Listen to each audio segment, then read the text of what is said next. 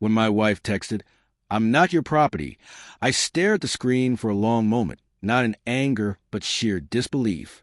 This was the woman who once said she couldn't breathe without me, the same woman who had cried in my arms the day we moved into our first home. And now, out of nowhere, she spoke to me like a stranger, claiming freedom from me. My hands trembled as I typed back, "And you're no longer my wife." For the first time in years, pain and relief hit me at the same moment. 15 minutes later, my phone lit up again. An incoming call, Emma. I didn't answer. I wasn't sure if I wanted to hear her voice or forget it completely. Every ring dragged me through months of slow emotional decay. The distance, the late nights, the cold replies, the way she turned her phone face down whenever I entered the room. It hadn't happened overnight. The erosion had been quiet at first. Skipped dinners, tired excuses. It's just work stress. I believed her. I wanted to believe her.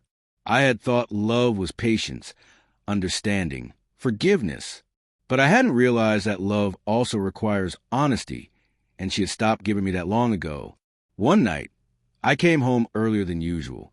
The lights were dim, her laptop open on the couch. A message flashed before the screen locked.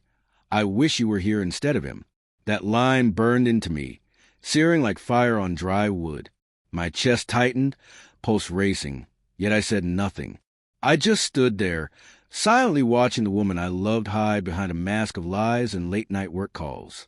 When I finally confronted her weeks later, she didn't deny it. She sighed, rolled her eyes, and said, "You're suffocating me, Ryan. You don't own me." I wanted to scream that I had never wanted to own her. I only wanted her love. But she wouldn't hear it. She wanted distance, control, independence, words that sounded noble but reeked of betrayal. That morning, when her text arrived, "I'm not your property," I didn't hesitate to reply, "And you're no longer my wife." The silence that followed felt heavier than any argument we'd ever had. My phone dimmed. The room fell quiet, and all I could hear was the wall clock ticking, steady, mocking, endless. Then, one by one, the notifications began. 15 missed calls in under an hour, her name flashing like a ghost refusing to fade. But I didn't answer, not out of punishment. I answered because I finally understood.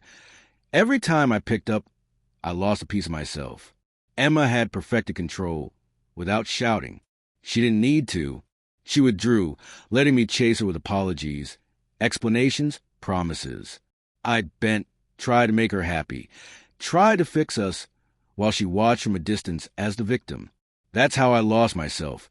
Slowly, quietly, in the name of love. I walked to the kitchen and poured a glass of water, trying to steady my thoughts.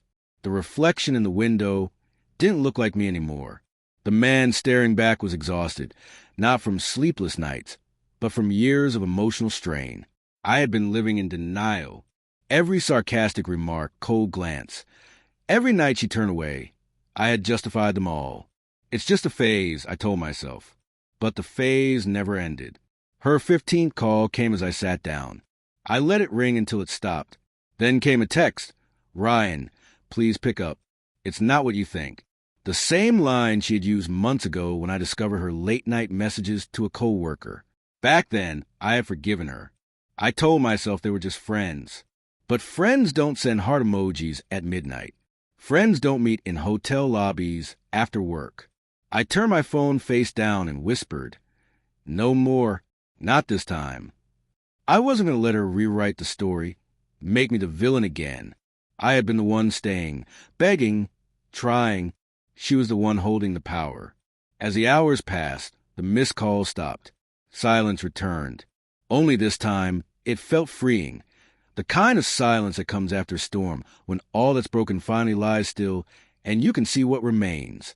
The next morning, sunlight crept through the blinds, painting long lines across the bed where she once slept. Her side was untouched, the pillow cold, the blanket folded. I stared, realizing that love doesn't always end with shouting or slammed doors. Sometimes it ends quietly, with a single text that closes every unfinished sentence between two people. Around noon, there was a knock at the door. I didn't need the peephole. I knew who it was. Her familiar perfume, the nervous shifting of her feet. I could feel it before I even opened the door. Emma stood there, eyes red, phone in hand. "You didn't answer," she said softly, like a lost child. I didn't reply. I said, letting her speak. She took a shaky breath. "I didn't mean it like that. I was angry. I just wanted space." I laughed shortly, humorless. "Space, Emma? You've had space for months. You built an entire world without me in it." Guilt paled her face. "It wasn't what you think," she whispered, voice cracking under the weight of her lies. I stepped aside, letting her in, not to forgive, but to close the chapter. She moved through the house like a stranger visiting a memory, touching frames, furniture, the life she had abandoned. "I thought you'd always wait for me," she said finally, tears glistening. I shook my head. I did, for too long. But waiting became surviving, and surviving isn't love. She reached for my hand. I stepped back. The distance between us wasn't physical anymore. It had been carved into every unspoken word. Every night, she chose her phone over me. Every time I felt like a burden instead of a partner. Her tears fell freely when she realized I wouldn't reach for her. "So that's it," she whispered. "You're really done." I nodded.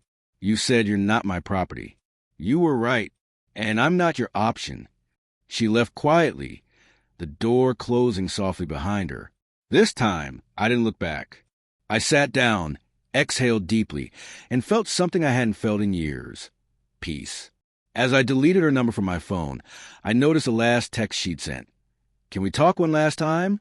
I didn't reply. Some stories don't need another chapter.